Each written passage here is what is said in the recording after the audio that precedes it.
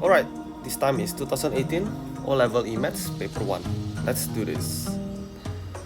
Write down the following numbers in the order from the smallest to the largest. Alright, so 0.65 is good. 3/4 is 0.75. 3/4 squared is actually 9/16, and if you key in 9/16, what do you get? Let me check with my calculator.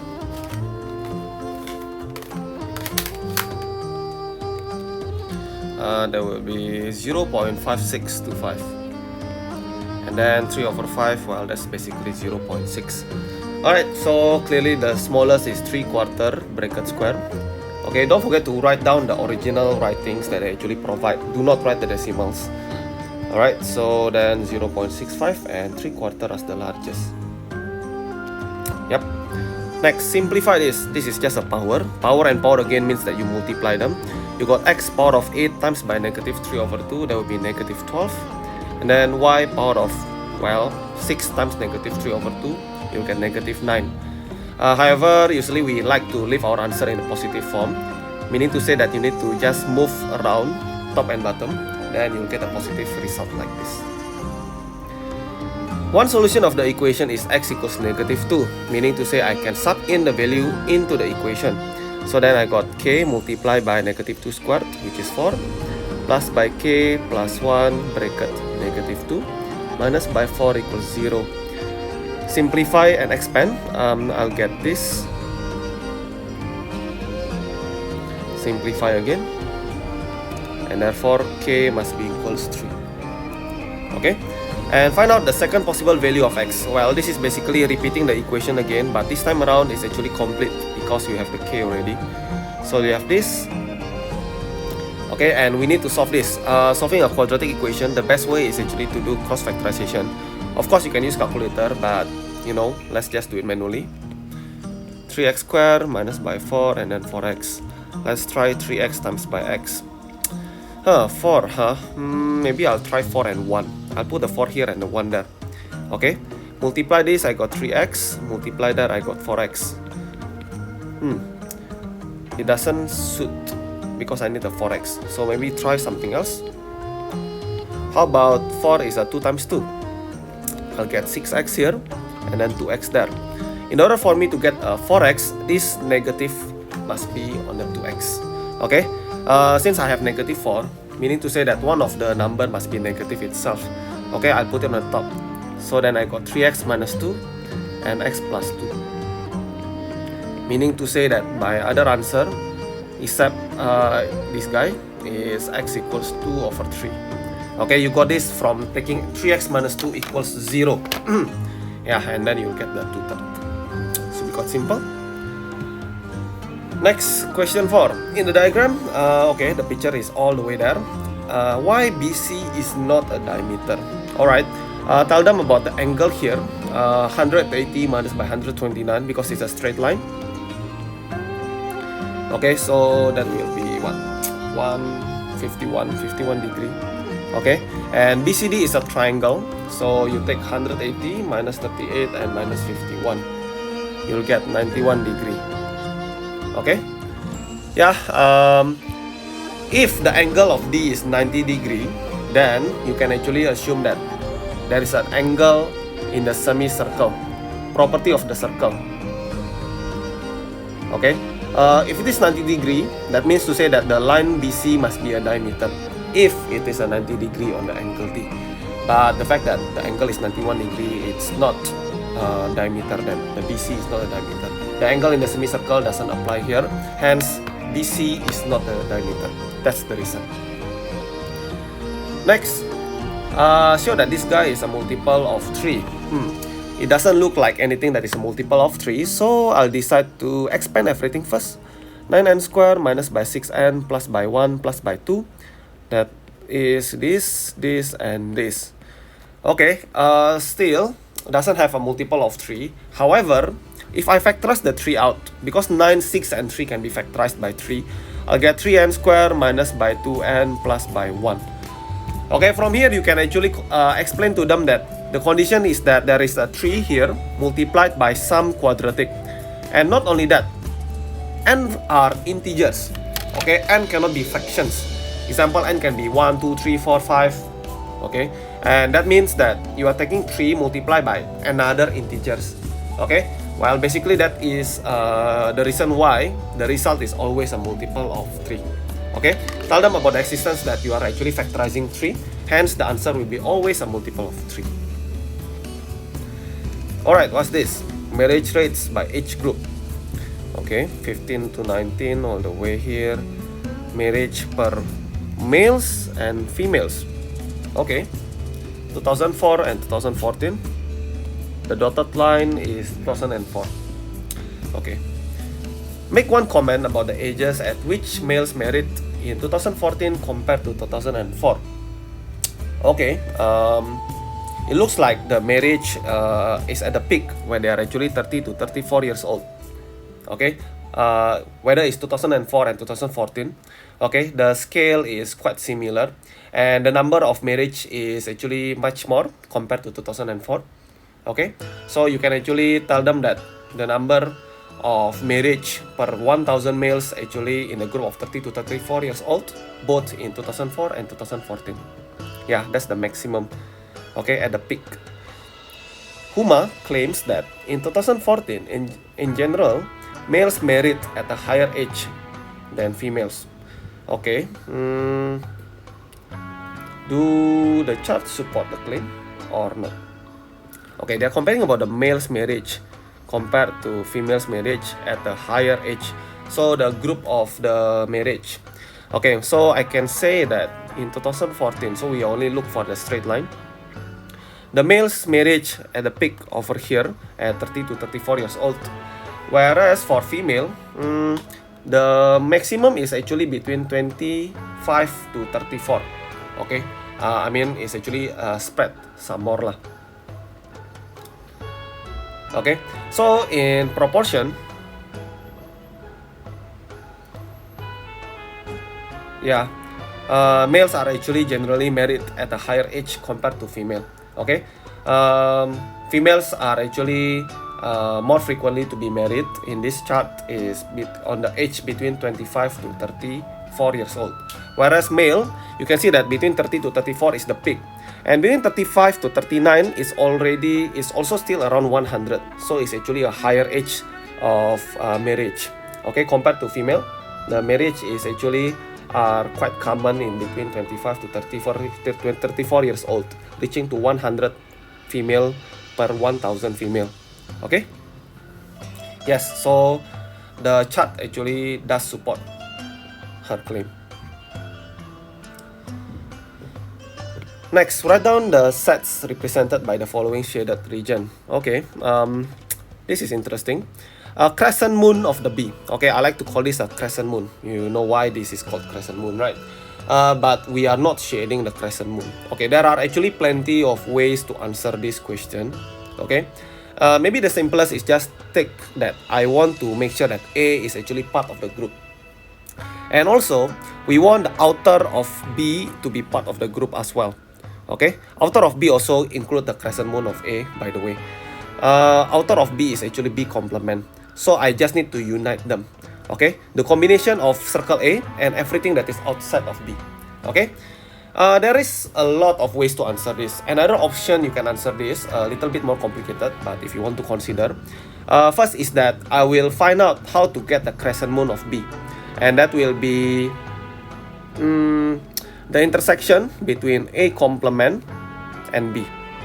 Okay, if I write this, then I have to shade the crescent moon of B. But I want to not shade the crescent moon of B. I want to shade everything that is outside of the crescent moon of B. So I put a bracket here and I put a complement. So there are two choices here.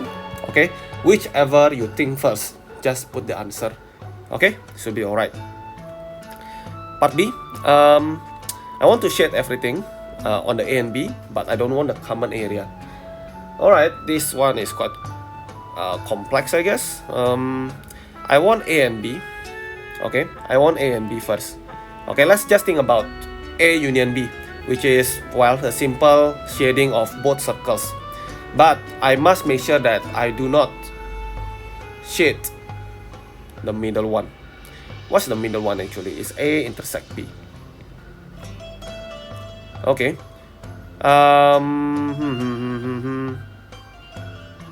I don't want that though. So if I take A intersect B, I will get this part over here, right? I shade this whole thing. If I put a complement on it, then I actually just shaded everything outside of A complement B. A intersect B, correct? This is what happened if I put a complement on A intersect B. Okay, but I do not want to shade everything outside. Okay. That means to say I just want a common area between A union B and this bracket complement. So this is the result. Okay, now let me explain to you how this actually comes into place. Okay, this is my method of shading. Let's think about shading the A union B. Okay, think about shading this whole thing, A union B. Okay, I put in a green color. Then I want the A intersect B, then complement. That is area outside of the intersection of A and B, meaning to say it's this. Okay, I put in red color and also different direction of shading. Okay, like this. And take note that I actually put a intersection, meaning to say that I'm looking for the common area that they share in common. Yeah, that will be these guys. Here, you see that this is the area that they actually share in common, right? And also this one. Yeah, this is why the answer is actually this. Okay, this expression. Again, maybe there is actually more than one solution. Okay, but let's just leave it like that. Okay, it's a 1 mark question, so don't feel that you didn't get this answer then you have to spend more than that lah. Averagely 1 mark means that you should spend less than 2 minutes. Yeah, so don't ponder too long. Next, the cash price of television is this, hire purchase is that, the hire purchase is the deposit plus by 12 months of this. Find out the percentage of the deposit. Okay, the hire purchase is 1651. Okay, the hire purchase price is obviously more expensive. There's a 12 equal monthly payment of 113. So let's take 12 multiplied by 113, totaling into 1356. Okay, and since you actually paid 1651 in the very lump sum of it, okay, like in the end of the purchase, I want to find the difference between 1651 and the monthly installment. Okay, the difference will be 295. Now this means to say that this is the payment that you made for the deposit, for you to be able to bring back your television. This is the deposit price. Okay, remember, hire purchase is made by the deposit price, okay, and also the installment payment, the total installment payment. They are together making your hire purchase price. Okay, this is why I take 1651 minus by 1356. Okay, that's the deposit, and the question asks you to find the deposit percentage as the cash price. So you take this divided by this and multiply by 100%. Well, that will be 20%. Nice. Next, question 9. Find the angle of ABC. Okay. You have 41, you have 23 here. There is a rhombus or maybe parallelogram. And then, well, I think that's all the question says, huh? Let me think. Okay, let's think about finding the angle first. I want to find the angle of ABC here. The angle that they give, right, is not that easy. Okay, I'm using a different color, maybe green. Okay, first I want to connect O and B. Alright, by connecting O and B, I got an isosceles triangle. Radius, so this is 41 also. Okay, as a matter of fact, OA is also radius, so this is also equal. Hence, this is 23. Oh, there you go. You actually got it. Angle ABC is 23 plus by 41, and that will be 64 degree. Next, angle AOC. Well, over here, angle AOC is angle in the center, and if you notice that angle in the perimeter is angle ABC. So angle AOC is twice of that, 128 degree. Okay, and lastly, angle OAD. You want this angle. Okay. Okay, a little bit of arrow here is a little bit unseen since my line just now. Okay, there is a fact that it is a parallel over here. Parallelogram, not sure about that. Okay, but if we want to really use this fact, right, that they are actually parallel, I don't think they give you the fact that they are actually parallel for nothing. So let's use the interior angle formula. This angle here will be 180 minus by 128. That will be 52 degree. Wait, what we want is AOD, right? OAD, I mean. Okay.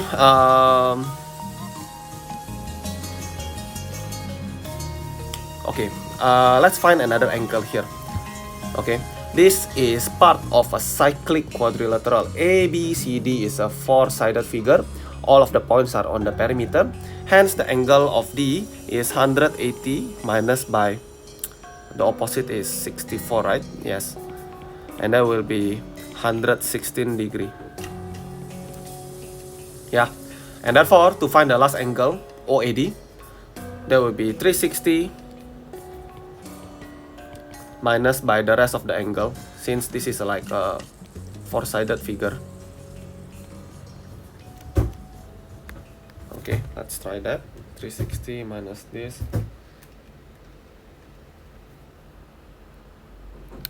I got 64 degree.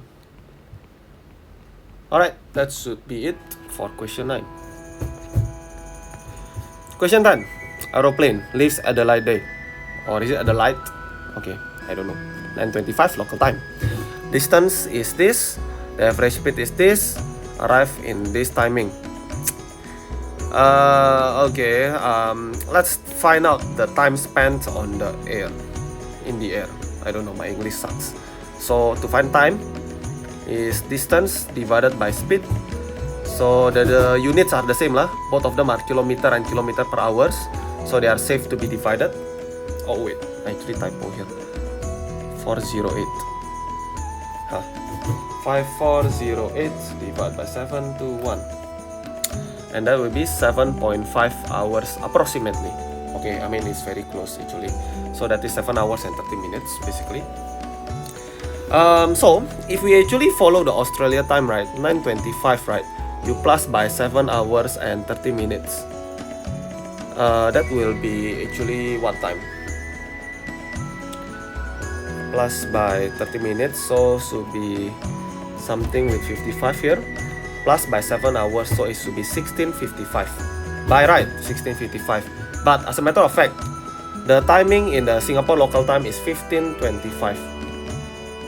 Okay, meaning to say that Singapore is actually have a time difference of 1 hour and 30 minutes compared to. Oh wait, the unit is actually here.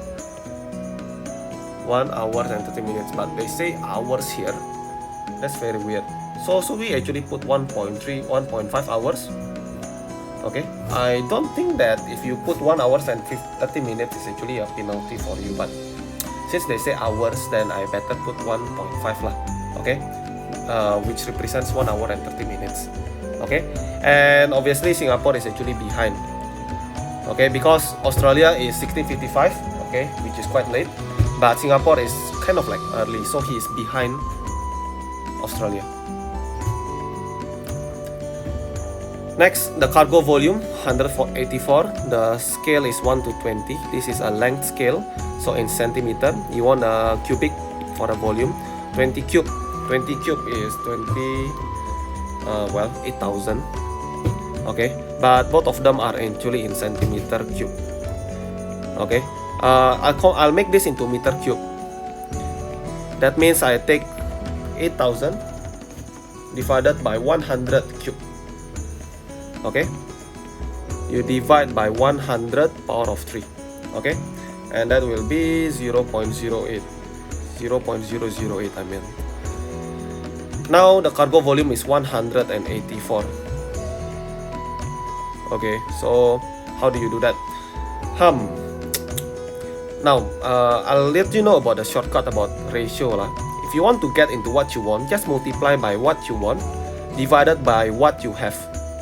Okay, the logic is that the 0.008 you multiply by this fraction will cancel the denominator, leaving you with 1 times by 184. Hence, you'll get 184 if you multiply by this. Okay, I like to think of this like a shortcut lah, yeah. Likewise, you take the same multiplication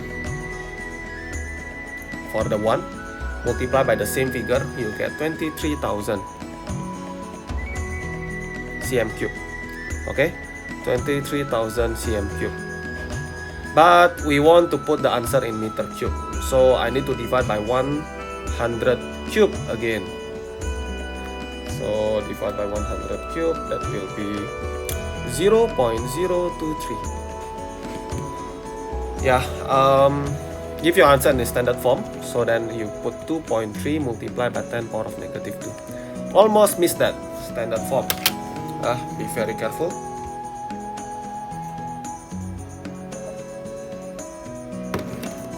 Time taken to erect a fence is inversely proportional to the number of workers. Alright, so time equals to K over N. N is the number of the workers. 4 workers take 17.5 hours. So I'll get this thing, I guess. Find the time it would have taken 5 workers to erect the fence. Okay, I'll get the K here. 17.5 multiplied by 4, you get 70.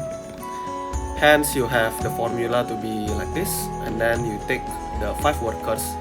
So you take 70 divided by 5, which is actually 14 hours. That's long.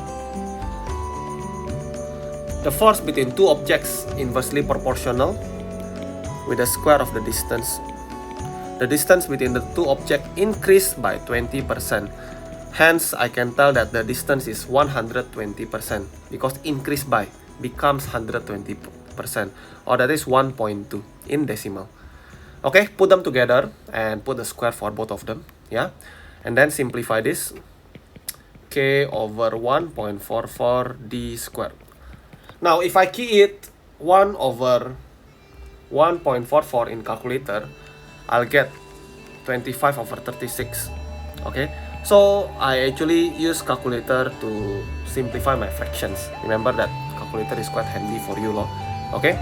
And they ask you to find a percentage lah. So I feel that I need to put in decimal then. Okay, that will be 0.6944, 4444444 and so on. Okay, so think about it. That is the new value of the force, whereas this one is the original value.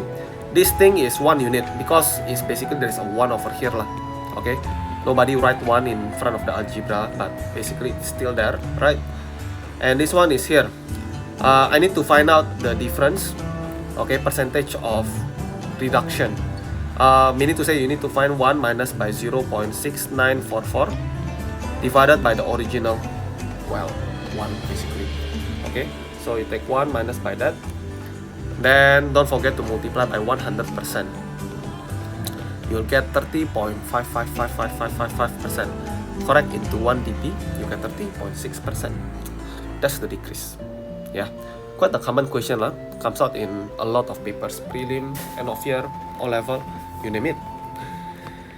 Next, factorize. So I'll just take out the 2, and then I'll take out the p, and I'll take out the q. Okay, let's try. You'll have 4p and then minus by 3q squared. I see nothing else that you can factorize, so that's the answer. 2 marks. Wow, that's very generous. Next. Okay, I'll factorize by grouping. The first 2 groups are here, the second 2 groups are here. So, the first 2 groups I will take out the 2xy. Hence, I'll get 3x minus by 1. The next group, I don't take anything, but I can put them inside a bracket. Times by 1. Okay, again, in a bracket, nobody writes 1 in front of it lah, but it doesn't stop me to write down 1. Okay, because of this, I can actually do a grouping. I'll get this bracket and this bracket. Alright, very nice. Next, interior angle of a regular polygon. Okay, 3 regular polygons actually, ABC. This is actually a square. Very nice. Fit together. A is a square and C is a hexagon. So this is hexagon. Hexagon is actually 6-sided. To find out, oh, this is regular lah, so all of them are the same length then, technically. Okay, or the very least, let's think about it. The hexagon is regular, right? So you have this to be equal, and then you take a look at the polygon of A. They are also regular, mean to say that you must share it over here also. This is why that all the lengths that you see here are actually equal in length. Okay. To find the each interior angle, you take 180 multiplied by 6 minus 2 divided by 6. You'll get 120 degree. Well, this is 120 degree. This is obviously 90 degree. So that leaves us with the interior angle of B, which is 360 minus 120 minus by 90, 150 degree. So let's find out the number of sides. The each interior angle for B happens to be 150. And if I apply the formula, 180 multiplied by n minus 2 divided by n equate to 150 here. Yeah, then I just need to cross multiply and then just solve the formula. Okay, there is also another approach that you can use exterior angle. So your choice. Okay, let me just skip a little bit of a step. The answer is 12. Okay, so if you want to use the exterior angle, tell them that the exterior is 180 minus by 150, which is 30 degree. Then you tell them that each exterior angle is actually calculated by taking 360 divided by the number of sides. Yeah, this will also solve 12 sides in the end. Okay, so whichever method you like, both of them works well. Oopsie. The mean height of a group of students is 171. Okay, they don't tell us how many. There are X males and there are X plus 4 females. The mean height of the females is 162. The mean height of the male is 183. That's very interesting. Okay, the mean is 171. Okay, let's think about the population itself. Now, mean is actually the average. Basically, you find the total weight divided by the number of students, x plus 4 plus x, which is 2x plus 4. Okay, meaning to say that the total weight of all students, will be this. Okay, which can be expanded into 342x plus by 684. Yes, good enough for now. Okay, that's the total the total weight. The mean height of the female is 162. Again, I'll do the same approach. The mean is 162. So that is the total of the female is 162 multiplied by the number of females. The mean of the male is 183. So the total... Oh wait, this is height lah, not weight. Okay, I actually read it wrongly, but it matters not. Okay, the total height for male and female. Now, basically if you sum this together, you will get you the total height of everyone. Yeah, that's the logic behind it. So I'll take 162 multiplied by x plus 4 added with 183x equals to 342x plus by 684. This is quite a good question, very rare. And I believe that when this question comes out on 2018, I think some people can't do it. Okay, I feel that this is like quite a new kind or rare kind of question. Yeah, everyone knows about mean, median, and mode, but to actually figure out that this is all the stuff you need to do is kinda challenge. Okay, wait, let me just move around. This one, the x, I move it all the way here. Then like this, so that x must be 12. Alright, there are 12 of males and therefore there are actually total of 16 of females. The total number of students is 12 plus by 16, 28 students inside. Okay.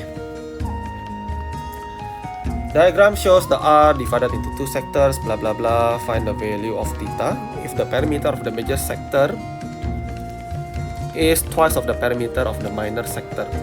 Okay, so the major sector is actually 360 minus theta. So to find the perimeter of the major sector, okay, this one is also in radian lah. So we are going to use the radian formula for the perimeter. Okay, perimeter lah. So for the major sector, the perimeter is R plus R, 2R, then plus by the arc length, which is R theta. I shouldn't put 360 minus theta because it's in radian. I put 2 pi minus theta. So I'll get this. That is the major sector. For the minor sector, R plus R, so it's 2R, plus by R theta. Okay, so let's put them into a formula then. This, wow, actually like this, multiply by 2. Okay, the major sector is twice. Okay, expand everything. 2R plus by 2 pi R minus by R theta equals to 4R plus by 2R theta. My oh my. Okay, I noticed that everything here has R on it lah. You can factorize the R first.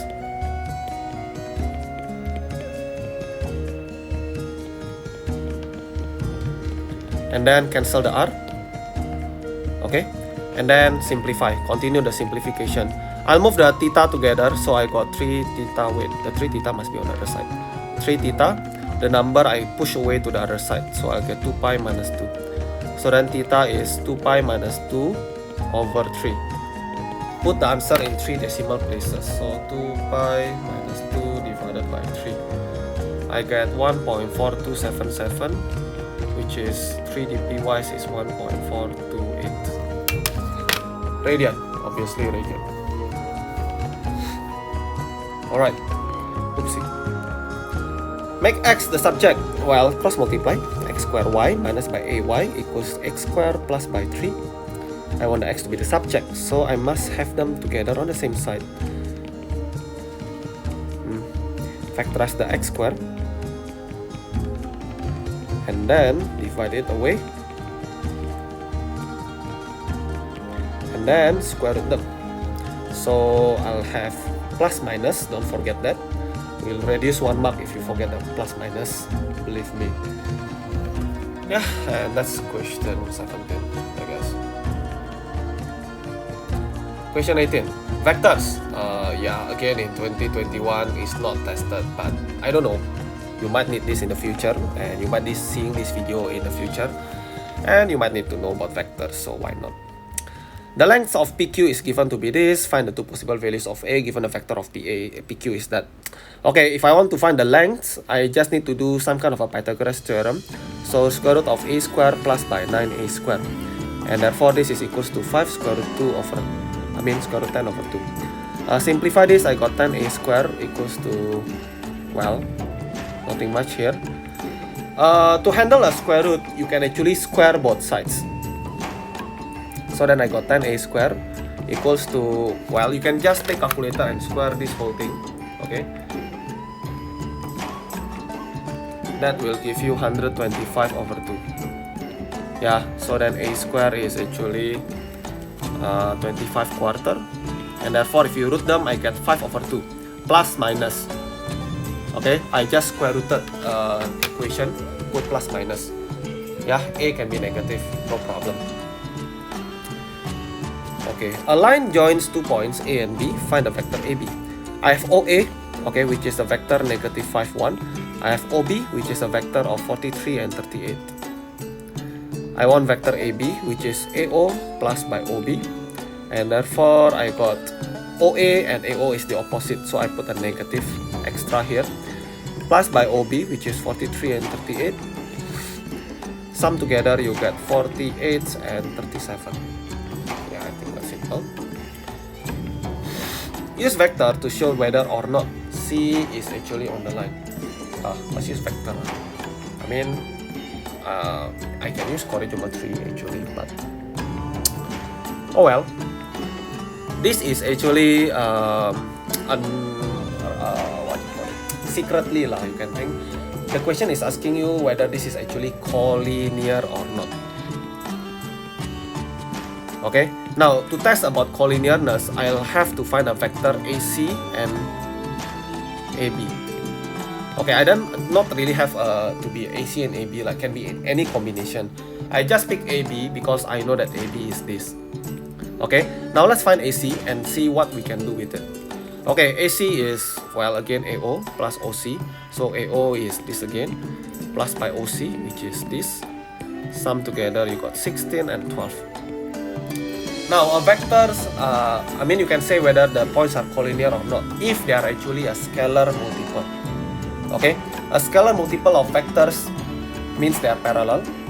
But to add on, pay attention that both of them contains point a common point. Hence, if their gradient are equal and they have the common point, means that they are actually under the same line. Point A, C, A, B. Okay, but I don't think that is actually possible. For a fact that this guy here cannot be factorized anymore. 48 and 37 is a horrible number. 1612 is actually good enough to be 1612. I can't really factorize anything, and I can't really find a silver lining between the two, so they are not able to be straight line. Okay, C is not on the line of AB. Next, okay, there's a huge one, banana and apple.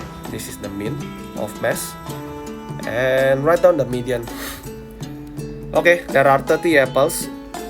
If you want to find the median, look for the 15th and the 16th, and then you sum them together in the order from the smallest to the largest. 1, 2, 3, 4, 5, 6, 7, 8, 9, 10, 11. Okay, should be close. 12, 13, 14, 15, and 16. Alright, so it's 127 plus by 129 divided by 2. Alright, that will be 128. The range of mass for the banana is 44 grams. Okay, range is actually maximum number minus by the minimum number equals to 44. You can see that the maximum is actually 140x. No, you know what? I don't like to write 140x. You know, x is actually a digit, right? Like 147, 148. Let's just think about it like maximum is A minus by the minimum, which is 103. So then A is 103 plus by that, so I got 147. Okay, meaning to say that x is actually 7, digit 7. Okay, be careful, don't be fooled with this number. X is a digit, not the figure. It's a digit, 140 something. X is 7. Make 2 comments comparing the mass of apple and banana. Both of them are tasty. I'm just kidding. Okay, what do we do? When we do comparison, usually we are doing median. Okay, to compare who has the greater mass and whatnot. Okay, so well, take a look that we have 25 bananas. Meaning to say, if you take 25 divided by 2, you got 12.5, and you round up into 13. So let's look for the 13th banana. 1, 2, 3, 4, 5, 6, 7, 8, 9, 10, 11, 12, 13. So the median is 125. Okay, and then just now what's the median for the apple? 128. Okay, so you can comment. First things first. In general, the mass of apple is heavier. The median of apple is actually 128. Okay, and then the banana is 125. So yeah, apple is heavier than banana. Second, usually the second comment when you are doing statistics like this is to find out the standard deviation, but you can also do interquartile range. Meaning to say you need to find the Q3 minus by the Q1. Alright, well, this is gonna be long. How do you find the interquartile range? Okay, let me cancel this whole thing because I need a lot of space to actually explain about interquartile range. A lot of people are also quite misinformed about how to find Q3 and Q1. in cumulative frequency and also in piece by piece data like this. Okay, one by one data. Now, I know that there are 30 apples, so I can divide them into 15 and 15. Okay, I divide them equally left and right. Think about it, the top 15 and the bottom 15. Now from the bottom 15 and the top 15, you find the median. Okay, you find the median from the bottom 15. Well, 15 divided by 2 is 7.5, and you round up, you got 8. Okay, likewise for this, you look for the 8. Now I need to see who is the 8th apple from the bottom, and also the 8th apple counted from the top. Okay, let's see. 1, 2, 3, 4, 5, 6, 7, 8. So that Q1 is actually 110. Now, look from the top 15 and look for the 8th of it. Okay, starting from the top. 1, 2, 3, 4, 5, 6, 7, 8. The Q3 is therefore 144. Hence, Q3 minus Q1 is 34. Okay, bananas. There are 25 of them. You cannot divide them into 2, right? Okay, just now the median for the banana is the 13th, right? It's the Q2 lah, basically. Okay, now that means to say that I'm going to divide them into the first 12, okay, and then the last 12. Because the 13th is actually the median, the middle of them. Okay, so there are bottom 12 and top 12. I need to find the median from the bottom 12. 12 divided by 2 is 6. So you are looking for the 6th and the 7th from the bottom, and 6th and the 7th from the top groups. Okay, let's do it. 1, 2, 3, 4, 5, 6, 7. Hence, the Q1 for the banana is 112 plus by 114 divided by 2. That will be 113. Q3, 6th and 7th. 1, 2, 3, 4, 5, 6th, 7th. Okay, that will be 134 plus 134 divided by 2. 134 basically. So then the interquartile range, there will be 21, I guess. Yeah. Okay, so you can tell that the interquartile range, the apple is bigger than the banana. Meaning to say that it's more consistent for the banana. Interquartile range must be smaller to be counted as efficient. I mean consistent, sorry. Okay, so banana's mass is more consistent compared to apple. Apple is more fluctuating. Okay, the number is more variative. Yeah, that's the 2 comments. Okay, quite interesting lah. Next, 126 as a product of prime factor. Okay, quite simple. I just do this method. I believe you all know about this.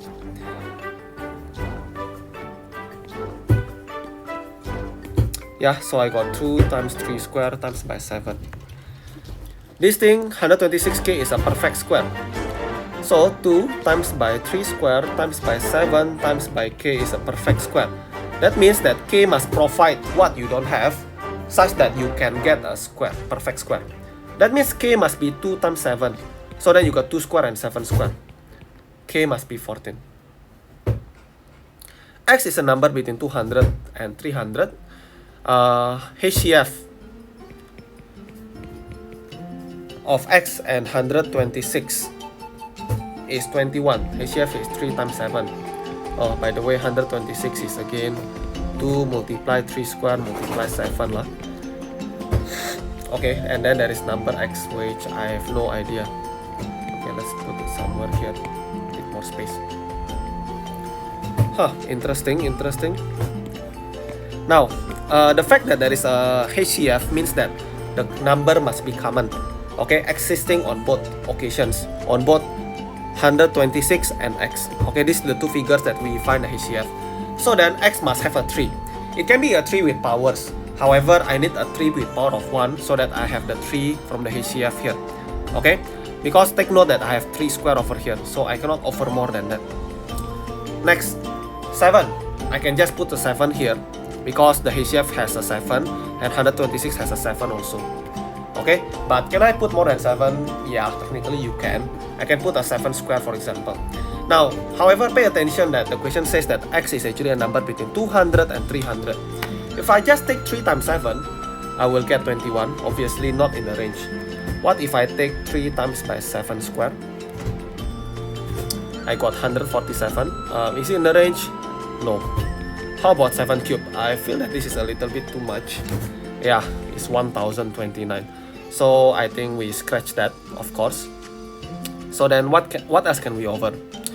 I need the number to be between 200 and 300. Okay, I don't think I'm considering these two. Okay, confirm I need a 3 and 7. That is actually not gonna be not going to go anywhere. I need to put more prime numbers then. Can I put a 2? Well, if I put a 2, then the HCF will have a 2 also. I cannot put the 2 then. Then can I put another prime number? Yes, you can put a 5 for example. If I put a 5, 3 times 7 times 5, I'll get 105. Well, still not in the range. What if I put 5 square? Wait, let's check with the calculator. Well, that is also too much. Okay, this question is not going to give us that easy answer. So cannot be 5 either. So what's the next prime number? Other than 7, 5, next is 11. Let's try 11. Yeah, 231. Alright, so this question is kind of like a guess and check, but it's a little bit guided, you know. You need to plan a little bit.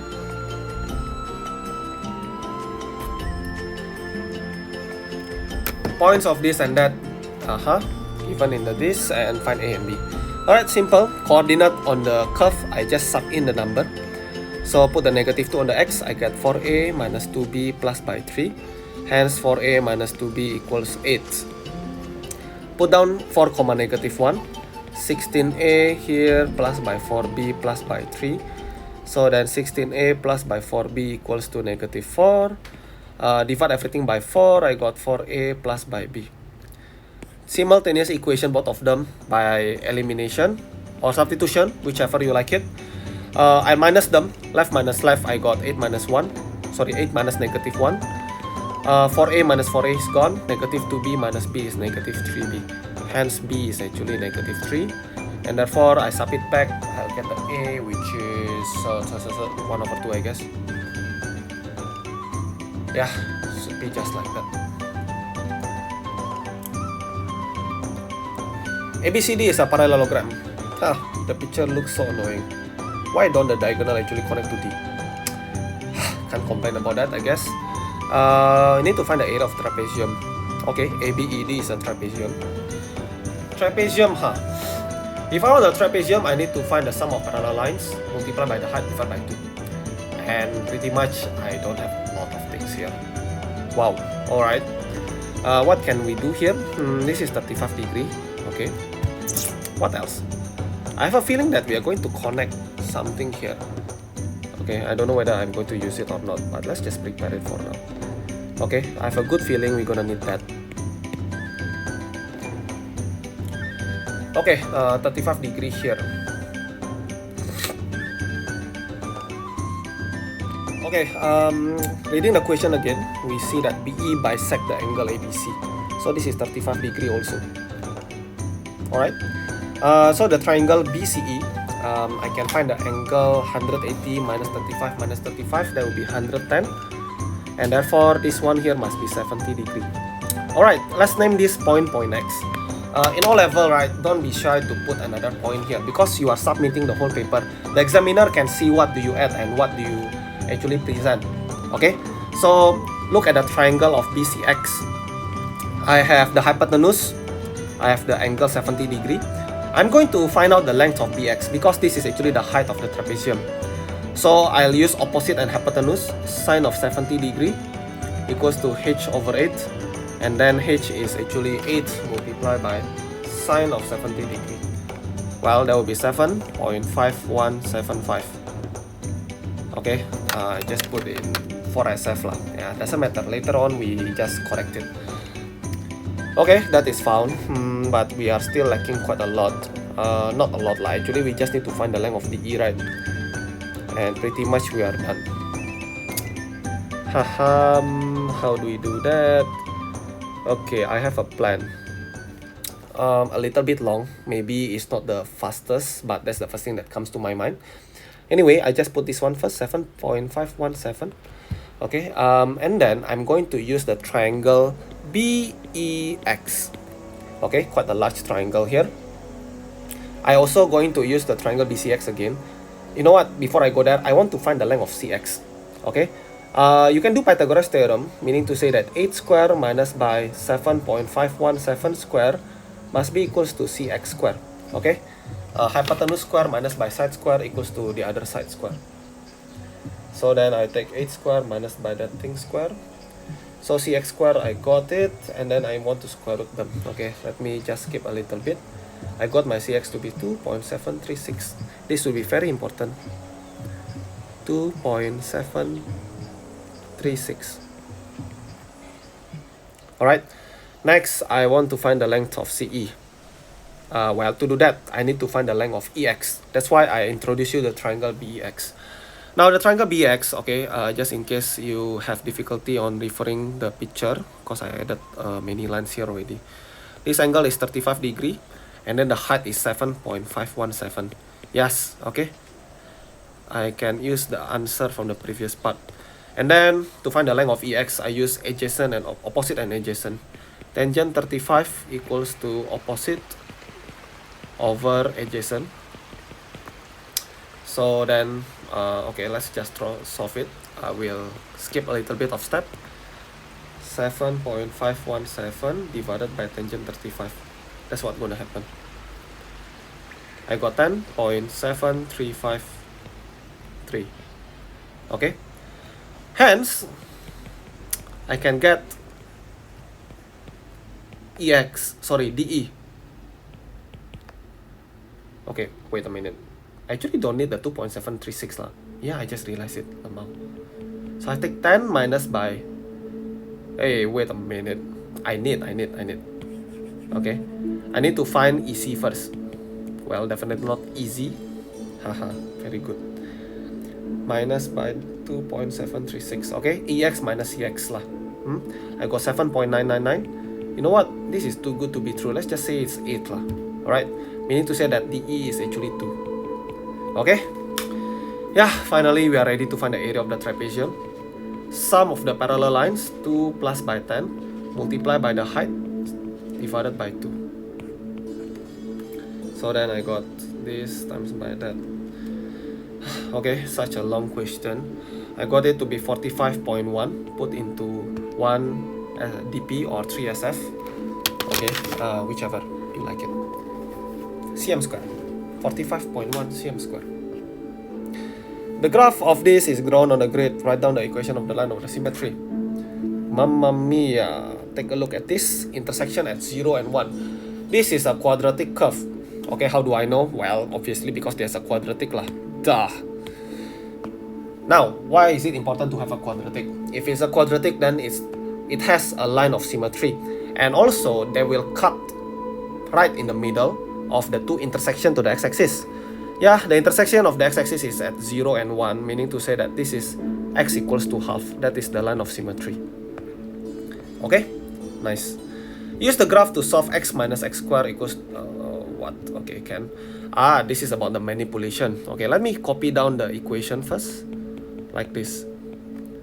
Now, the key for solving this question is to actually have this appear from the question they ask you.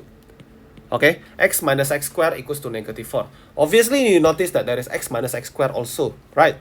I'll divide by 2 on both sides, left and right, divide by 2. So then I got half bracket x minus x squared equals to -2. Hence, I need to draw y equals to -2. The guy on the right hand side is actually the new equation that you need to introduce. Alright, this is quite a common question in paper 2. But it appears in paper 1 for this question, for this year. Okay. Yeah, draw the line of y equals -2 and take note of where do they intersect at. Okay, so yeah, just roughly somewhere around x equals to -1.551. One little box is actually 0.1, I think. So -1.6 then. Okay, and then the other one is well, 2.5, 2.6, somewhere around that. Okay, I draw it with my pens, which is very bold, so you know what, yeah, you know how to do it lah. Okay, or leave it as 2.55 to be fair. Yeah, the point P has a negative 2,5, the coordinate. A tangent to the curve can be drawn so that the tangent pass through point P. Okay, I'll use a red color for this question so you know the difference. Okay, let's locate the negative 2,5. X is negative 2, Y, oh there it is, I already have it here. And you are drawing a tangent to the curve. Alright, must pass point P by the way. So just draw a line like this, oh my. Okay, so convenient. Yeah, agak-agak. Okay, you can't really get the exactly lah, but what you feel is actually tangent enough is the location. Okay, and then find the equation of this tangent. Okay, finding the equation means that you need the gradient of this line. Okay, it happens that it intersects the 0,2 just nice lah. I want to use this point. So the gradient is y1 minus y2 divided by x1 minus x2. That will be negative 1.5. Okay, this is just roughly. The equation is therefore this plus by c. C is the y-intercept, which is 2. Alright, nice. That's it. Again, there are some corrections lah. If you actually don't get this exact answer, you shouldn't worry too much. Okay, roughly close to this answer. 1 decimal places is like 0.1 difference should be alright usually. Next, question 34. The angle of DMS. This angle, huh? Okay, quite simple. I just need to do sine rule. 2392 over sine of 92 equals to 4140 over sine of m. Cross multiply and stuff like that. Okay, let's make the sine m to be the subject first. So you take 4140 divide by 2392, then multiply by sine of 92. I got this. Oh wait.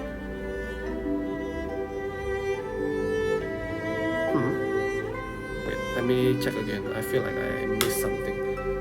4140 divided by 2392. Okay.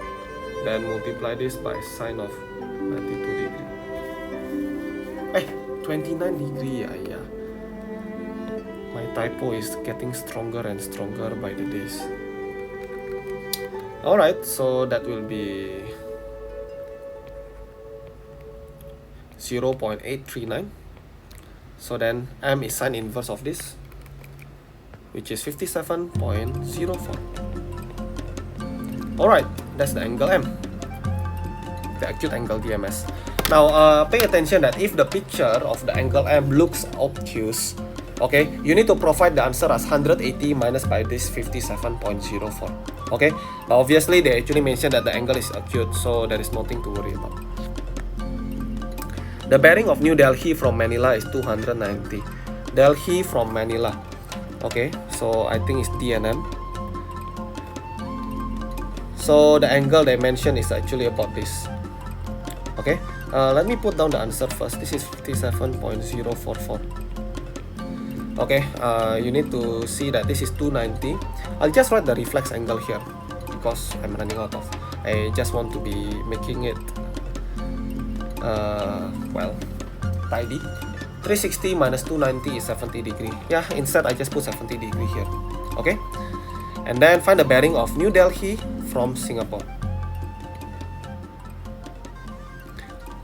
North. New Delhi from Singapore. So you need to find this angle here. Alright.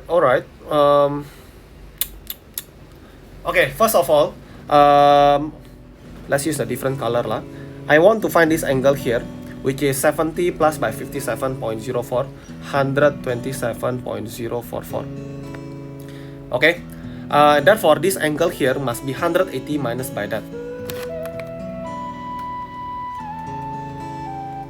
That will be 52.956 degree. Okay, why do we need this? Yeah, we actually need this. Okay, that is the 52.956, We still need to find the bearing though. So what is my plan? I want to find the angle of DSM, which is very easy. Just take 180 minus 29 minus by 57.044. That will be 93.956. That is the angle of DMS. So if I want to find this angle here, the remaining, right, I just take the 93.956 minus by 52.956. I got 41 degree. Yes, that is the small angle over here. Hence, to find the bearing, you take 360 minus by 41. Okay, and that will be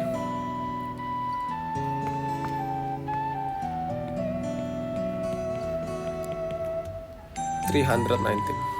Nice. Okay. Oh, that's it. That's for the paper 1. I'll make a video of the paper 2 in the next few days. So keep in touch and stay on your practicing until the O level. Alright, all the best and happy revising.